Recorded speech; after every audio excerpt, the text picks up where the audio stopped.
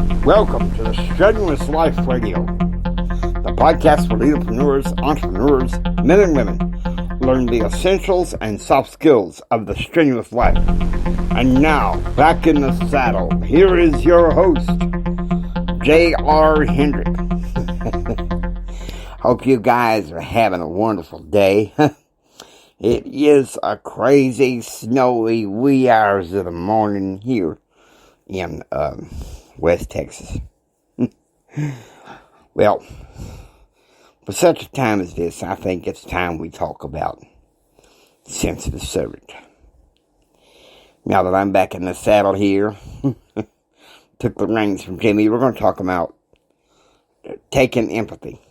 All right. Now, this is my philosophy here, and that is this: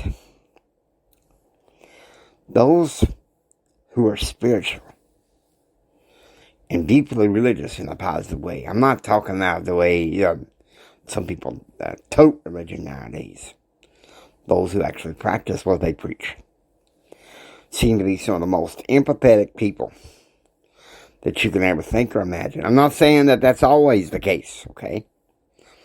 Just going by a statistical inference here. Yeah, there's some religious people, don't get me wrong, they'll probably tell you, if you got a mental illness, well, you just need to snap out of it. Well, okay. JR's heard that all before. And you can't fool me. You can't fool me about that, because I know all about mental illness, okay? And like Jimmy, I suffer from bipolar disorder. And it's not funny. It's not funny at all. Now, with that, I'm gonna go ahead and share something. I participate in a variety of in a bipolar and depression support group at least 2 nights a week. And, it always amazes me that there is someone that is always worse off than you. And so one of the things that I have learned last night is to take empathy. It's been a cold, crazy winter. And with, COVID, what I call the devil virus, being there, it's just...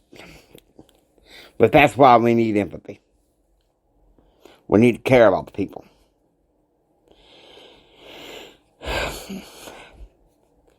I have a nephew that sometimes gets mad at me. He says, JR, you're too much of an empath.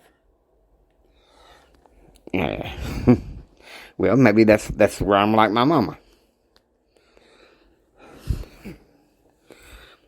I know this is supposed to be a show about entrepreneurship, but entrepreneurs at times can get pretty lonely.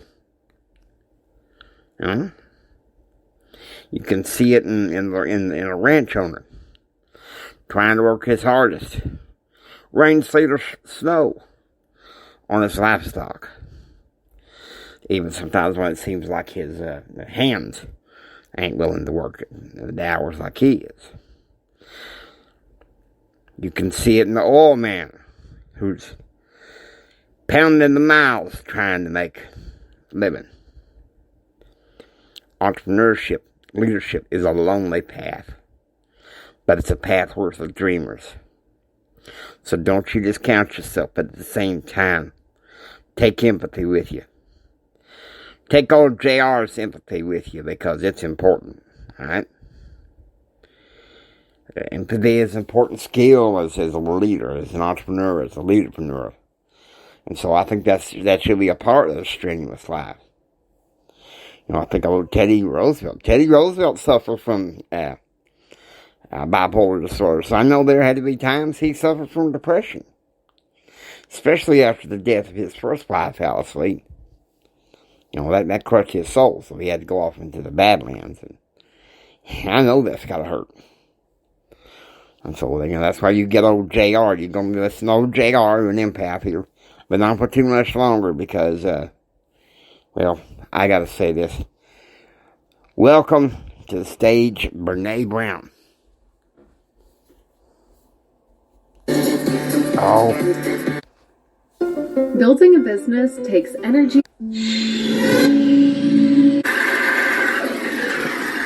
So I'll start with this. A couple of years ago, an event planner called me because I was going to do a speaking event. And she called and she said, I'm really struggling with how to write about you on the little flyer. And I thought, well, what's the struggle? And she said, well, I saw you speak and I'm going to call you a researcher, I think, but I'm afraid if I call you a researcher, no one will come because they'll think you're boring and irrelevant.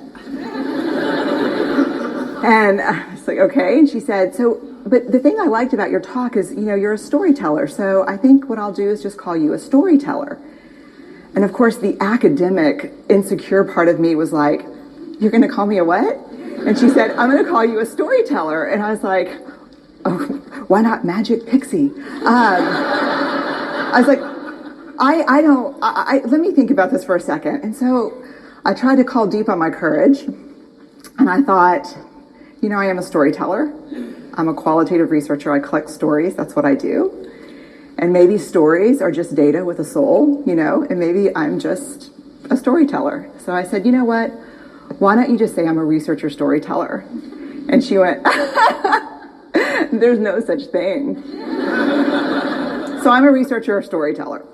And I'm going to talk to you today. We're talking about expanding perception. And so I want to talk to you and tell some stories about a piece of my research that fundamentally expanded my perception and really actually changed the way that I live and love and work and parent. And this is where my story starts. When I was a young researcher, doctoral student, my first year I had a research professor who said to us, here's the thing, if you cannot measure it, it does not exist. And I thought he was just sweet talking me. I was like, really? And he's like, absolutely. So you have to understand that I have a bachelor's in social work, a master's in social work, and I was getting my PhD in social work. So my entire academic career was surrounded by people who kind of believed in the life's messy, love it, and I'm more the life's messy, clean it up, organize it, and put it into a bento box. And so to think that I had found my way, to found a career that takes me, really one of the big sayings in social work is lean into the discomfort of the work. And I'm like, knock discomfort upside the head and move it over and get all A's. That was my mantra. So I was very excited about this. And so I thought, you know what? This is the career for me because I am interested in some messy topics, but I want to be able to make them not messy. I want to understand them. I want to hack into these things that I know are important and lay the code out for everyone to see. So where I started was with connection, because by the time you're a social worker for 10 years, what you realize is that connection is why we're here. It's what gives purpose and meaning to our lives. This is what it's all about. It doesn't matter whether you talk to people who work in social justice and mental health and abuse and neglect. What we know is that connection, the ability to feel connected, is neurobiologically, that's how we're wired. It's why we're here. So I thought, you know what? I'm going to start with connection. Well, that situation where you get an evaluation from your boss and she tells you 37 things that you do really awesome and one thing that you can't, an opportunity for growth. And all you can think about is that opportunity for growth, right? Well, apparently this is the way my work went as well, because when you ask people about love, they tell you about heartbreak. When you ask people about belonging, they'll tell you their most excruciating experiences of being excluded. And when you ask people about connection, the stories they told me were about disconnection. So very quickly, really about 6 weeks into this research, I ran into this unnamed thing that absolutely unraveled connection in a way that I didn't understand or had never seen. And so I pulled back out of the research and thought, I need to figure out what this is. And it turned out to be shame. And shame is really easily understood as the fear of disconnection. Is there something about me that if other people know it or see it, that I won't be worthy of connection? The things I can tell you about it, it's universal. We all have it. The only people who don't experience shame have no capacity for human empathy or connection. No one wants to talk about it, and the less you talk about it, the more you have it. What underpinned this shame, this I'm not good enough, which we all know that feeling, I'm not blank enough, I'm not thin enough, rich enough, beautiful enough, smart enough, promoted enough. The thing that underpinned this was excruciating vulnerability. This idea of, in order for connection to happen, we have to allow ourselves to be seen, really seen. And you know how I feel about vulnerability. I hate vulnerability. And so I thought, this is my chance to beat it back with my measuring stick. I'm going in. I'm going to figure this stuff out. I'm going to spend a year. I'm going to totally deconstruct shame. I'm going to understand how vulnerability works. And I'm going to outsmart it. So I was ready. And I was really excited.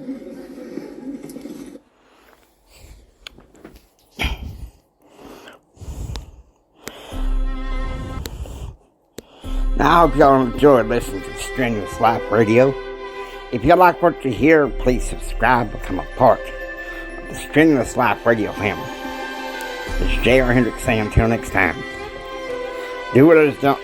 Don't you just sit there and take it. Go out there and build your dreams so you can take it.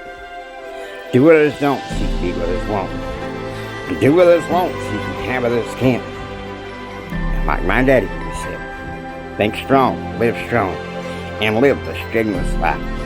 God bless you. Y'all take care now, you hear?